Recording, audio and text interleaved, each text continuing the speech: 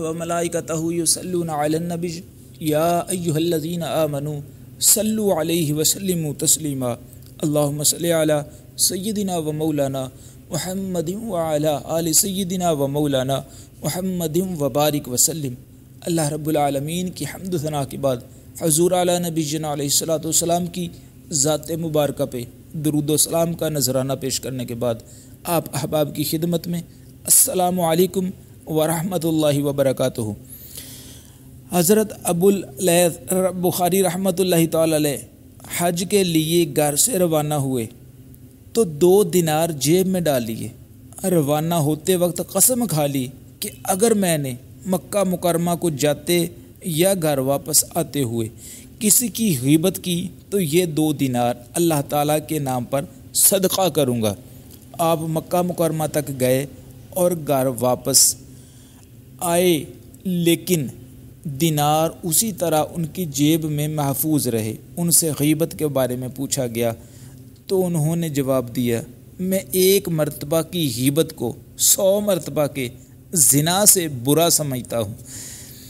حضرت ابو حفظ الکبیر رحمۃ اللہ تعالی علیہ فرماتے ہیں کہ میں کسی انسان کی غیبت کرنے کو ماہ رمضان کے روزے نہ رکھنے سے بدتر سمجھتا ہوں۔ پھر فرمایا، جس نے کسی عالم کی غیبت کی تو روز محشر اس کے چہرے پر لکھا ہوا ہوگا۔ یہ اللہ تعالیٰ کی رحمت سے نا امید ہے۔ حضور علیہ الصلوۃ والسلام کا ارشاد ہے، معراج کی شب میرا ایسی قوم پر سے گزر ہوا جو اپنے ناخنوں سے اپنے چہروں کو چھیل رہے تھے اور مردار کھا رہے تھے۔ میں نے جبریل امین علیہ السلام سے پوچھا کہ یہ کون لوگ ہیں؟ جبریل امین نے کہا، یا رسول اللہ صلی اللہ تعالیٰ علیہ وآلہ وسلم، یہ وہ لوگ ہیں جو دنیا میں لوگوں کا گوشت کھاتے رہے ہیں، یعنی غیبت کرتے رہے ہیں۔ حضرت حسن رضی اللہ تعالیٰ عنہ فرماتے ہیں، پروردگار عالم کی قسم، غیبت لقمہ کے روٹی کے لقمہ کے پیٹ میں پہنچنے سے بھی جلدی مومن کے دین میں دراڑ پیدا کرتی ہے۔ ہر غیبت کرنے والا ڈر جائے۔ حضرت سلیمان فارسی رضی اللہ تعالیٰ عنہ ایک مرتبہ حضرت ابو بکر صدیق رضی اللہ تعالیٰ عنہ اور حضرت عمر فاروق رضی اللہ تعالیٰ عنہ کے ساتھ ہم سفر تھے اور ان کے لیے کھانا تیار کرتے تھے۔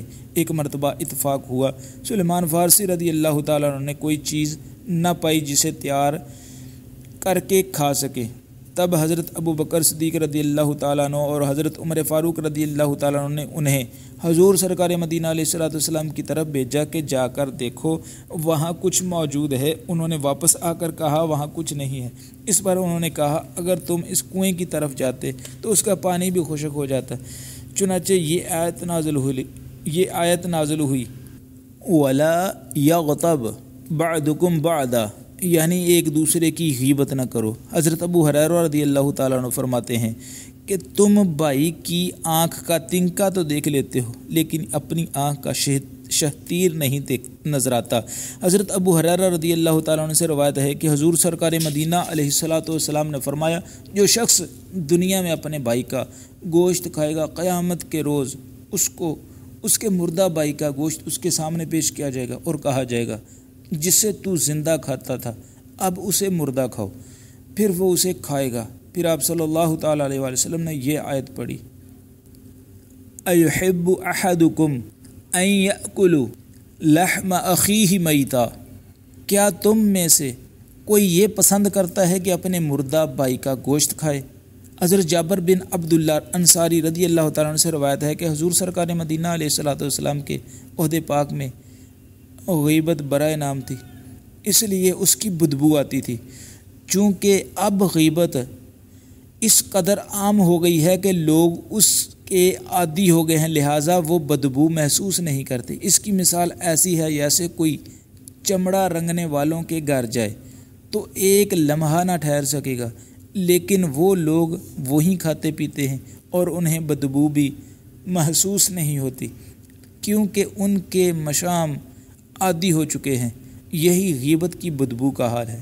حضرت کعب رضی اللہ تعالیٰ عنہ فرماتے ہیں کہ میں نے کسی کتاب میں پڑھا ہے، جو شخص غیبت سے توبہ کر کے فوت ہوا وہ سب سے آخر میں جنت میں جائے گا اور وہ جو غیبت کرتے کرتے فوت ہو گیا وہ دوزخ میں سب سے پہلے جائے گا۔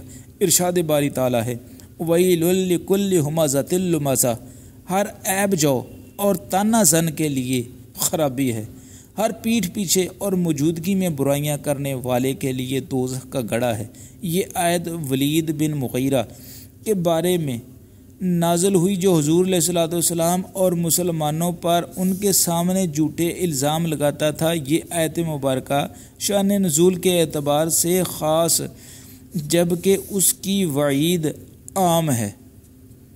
حضور سرکار مدینہ علیہ الصلوۃ والسلام کا فرمان ہے کہ پہلے اپنے آپ کو غیبت سے بچاؤ، یہ زنا سے بھی بدتر ہے۔ دریافت کیا گیا کیسے یہ زنا سے بدتر ہے؟ آپ صلی اللہ تعالیٰ علیہ وآلہ وسلم نے فرمایا آدمی زنا کرنے کے بعد توبہ کر لیتا ہے تو اللہ تعالیٰ اس کی توبہ قبول فرماتا ہے، لیکن غیبت کرنے والے کو جب تک وہ شخص خود معاف نہیں کرتا جس کی غیبت کی گئی ہو اس کی توبہ قبول نہیں ہوتی۔